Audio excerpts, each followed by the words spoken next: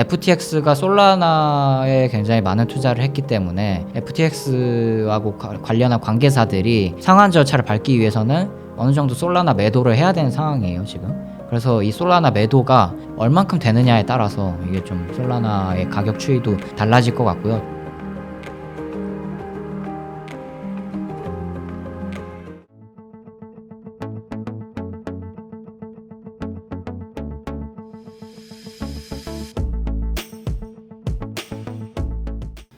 마이크로 스트래티지 같은 경우에는 지금 뭐 어떻게 보면 제도권 투자 시장 관점에서 봤을 때는 극단적인 투자를 굉장히 하고 있는 거죠. 왜냐하면 본인들 이제 자사 채권 발행해서 그 부채를 통해서 그것을 이제 담보로 해서 비트코인을 계속 사고 있는 거잖아요. 그것도 이제 소량이 아니라 굉장히 크게 사고 있는 상황인데요. 뭐 이게 계속 안정적으로 유지가 된다면 사실 비트코인 시장 입장에서 나쁠 게 없죠. 근데 다만 일각에서 좀 우려하고 있는 거는 이게 채권이 정해진 어떤 청산가 같은 것이 있는데 비트코인 가격에 만약에 이렇게 마이크로 스트래티지가 매수했던 평단가 이하로 크게 폭락을 해버리면은 이 채권 청산가에 닿으면서 마이크로 스트래티지도 위험해지는 게 아니냐. 그러면 이제 마이크로 스트래티지가 그동안 샀던 비트코인을 뱉어내야 되는 상황이 올 수 있거든요. 그러면은 시장에도 큰 충격이 있을 수 있겠죠. 이제 그런 부분을 좀 염려하시는 분들도 일각에서는 계시는 것 같습니다. 마이크로 스트래티지 주식에 투자하는 것도 주식 계좌를 가지고 계신 분들은 나쁘지 않은 선택인 것 같다는 생각이 드는 게 마이크로 스트래티지하고 비트코인 상승률만 같은 기간 따져봐도 사실 마이크로 스트래티지 상승률이 더 좋거든요. 마찬가지로 비트코인 반감기가 도래했을 때 비트코인 채굴업체들의 주식 수익률이 더 좋았냐 비트코인 수익률이 좋았냐라고 따졌을 때 비트코인 채굴업체들의 주가가 더 크게 올랐거든요. 그래서 뭐 수익률을 좀 우선적으로 보시는 분들 입장에서는 그런 가상자산하고 관련한 어떤 상장사들의 주식에 투자하는 것도 나쁘지 않은 선택인 것 같습니다. 일각에서는 이제 이런 말씀들도 하세요. 비트코인이 이제 점점 제도권화되고 제도권 자산 시장에 상장이 되다 보면은 이런 마이크로 스트래티지나 채굴 업체들의 주식을 살 필요가 없지 않냐.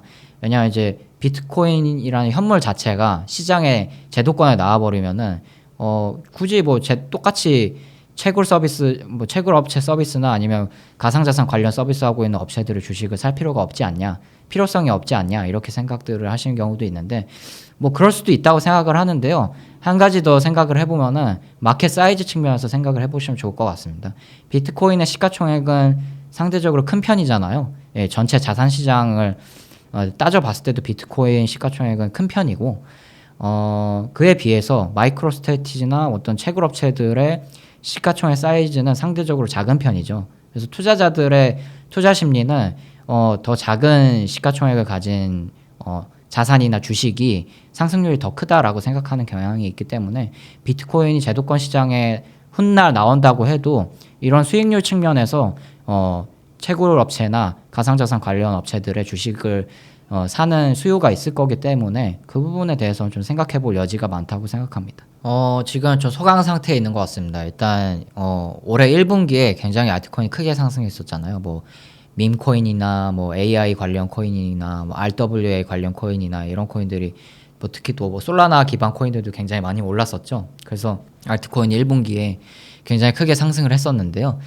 2분기 들어서 좀 소강 상태를 보이고 있고 아무래도 그 하반기에도 어떤 뭐 새로운 큰 이슈가 터지지 않는 이상은 개별 알트코인이 좀 상승하는 경향은 있어도 전체 알트코인이 1분기처럼 크게 상승하느냐 그거는 조금 어려울 것 같다는 생각입니다.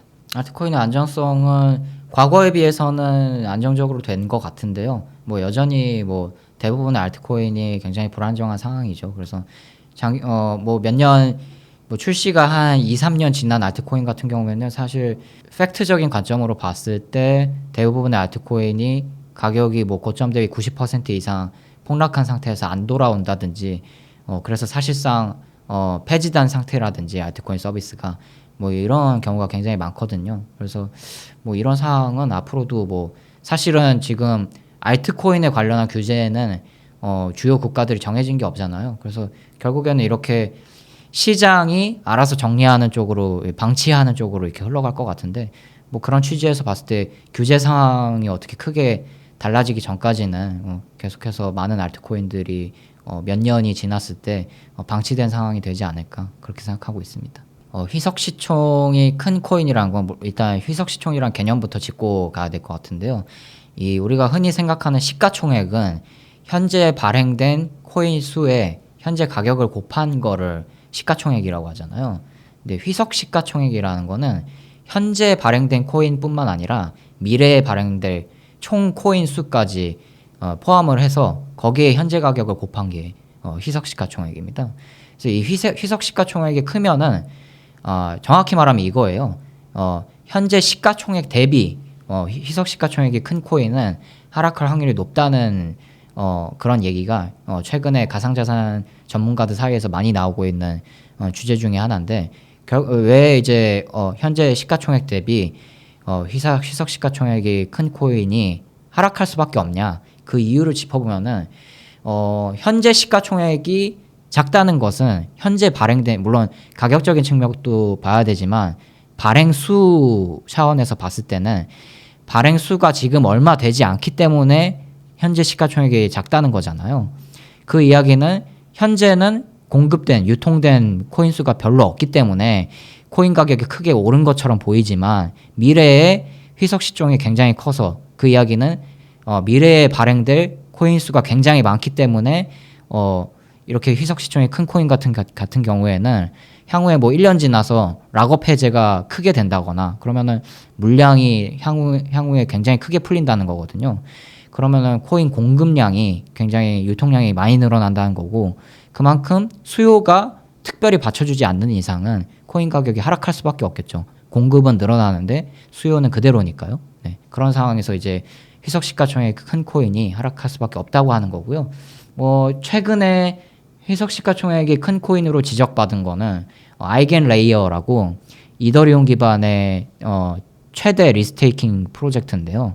이 코인이 최근에 자체 코인을 발표를 해서 굉장히 큰 시장의 주목을 받았습니다.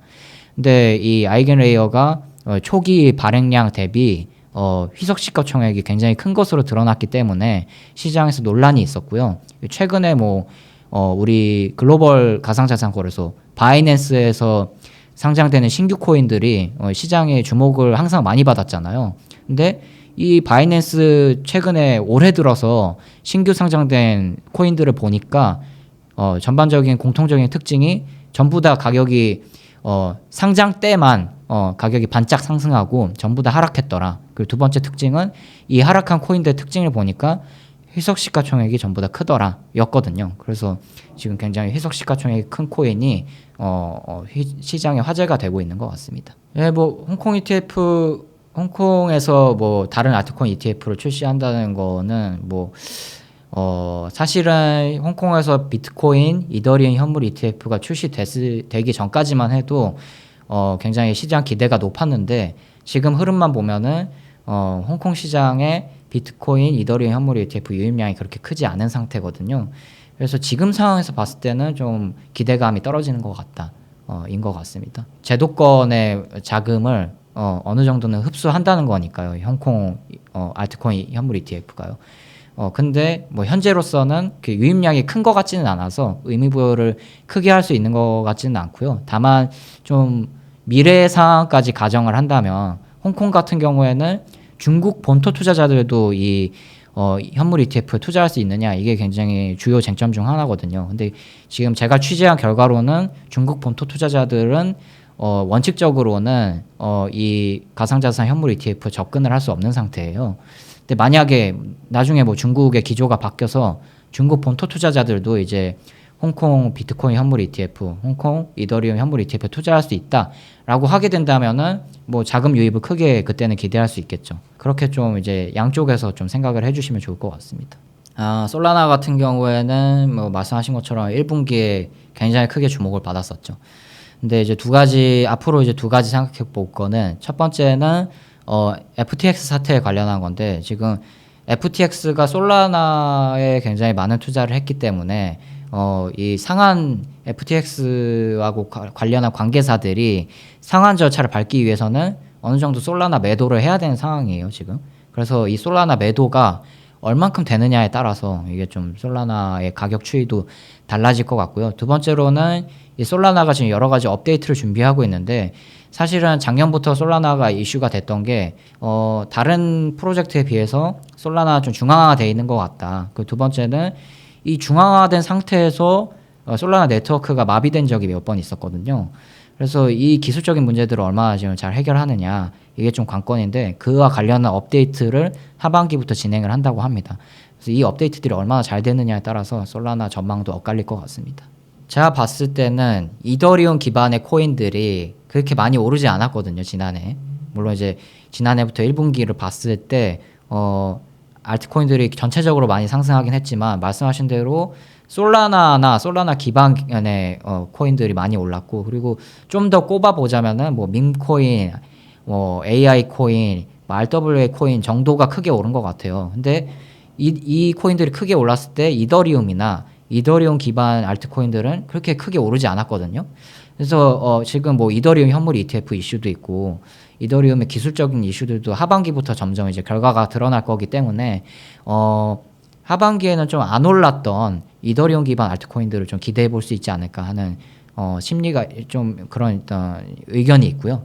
두 번째는 뭐 이미 1분기에 좀 오르긴 했지만, 인공지능 AI 코인들을 좀 지속적으로 관심을 가져야 될 필요가 있는 게, 가상자산 시장에서는 상대적으로 그렇게 크게 이슈가 되지 않고 있지만, 뭐 미국 뭐 벤처 캐피탈 업계라든지 아니면 미국 실리콘밸리라든지 이런 곳들에 지금 돌아가는 상황들을 보면은 여전히 AI가 단연 1순위거든요. AI 업계를, 산업을 1순위로 두고 있다는 거는 이 가상자산 시장에서도 관련 코인들이 크게 주목을 받을 가능성이 앞으로도 많다는 얘기죠.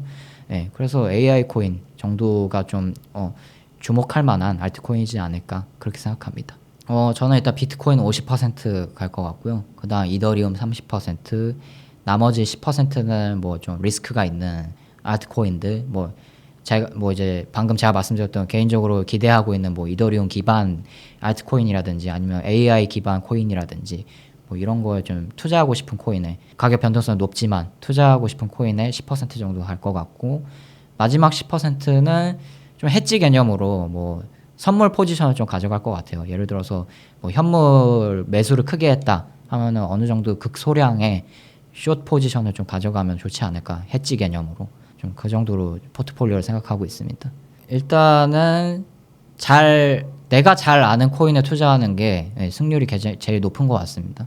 그래서 뭐 일단 우리 뭐 이거는 가상자산 시장에만 적용되는 문제는 아니고 자산 시장 전반에 이제 적용할 수 있는 문제인 것 같은데, 우리 뭐 이제 다른 분이 어떤 코인이 좋다더라라고 하고 그렇게 사면은 사실 결과가 좋지 않은 거는 둘째 치고, 첫째로 내 심리가 크게 흔들리잖아요. 타인의 발언에 의해서. 그 자체가 심리적으로 흔들린다는 것 자체가 장기적으로 승률을 크게 가져다 주지 못하는 것 같고요. 그래서 본인이 충분히 공부를 하고 어느 정도 내가 이제 전반적으로 투자를 많이 검토해 본 코인이다 싶은 경우에 그 코인에 투자를 해야지 좀 승률이 높은 것 같아서 잘 아는 코인에 투자해라 라는 게 일단 제 첫 번째 원칙인 것 같아서요. 네, 그 부분을 좀 적용하면 좋지 않을까 생각합니다. 뭐 최근에 뭐 1분기에 장이 좋다가 2분기 들어서 좀 소강 상태라서 투자자분들 좀 답답해 하시는 부분도 없지 않아 있을 것 같은데요. 뭐 하반기에는 우리 아는 것처럼 뭐 알트코인 ETF 이슈도 기다리고 있고, 미국에서는 대선도 이제 진행이 되고, 이 거시경제도 뭐 하반기나 내년 뭐 상반기부터는 금리 인하를 할 가능성이 있다고 하니 여전히 가상자산 시장에는 상승할 어떤 재료들이 많이 남아 있는 것 같습니다. 이 부분에 좀 잘 유의를 해서 투자를 하면 좋은 결과 있지 않을까 생각합니다.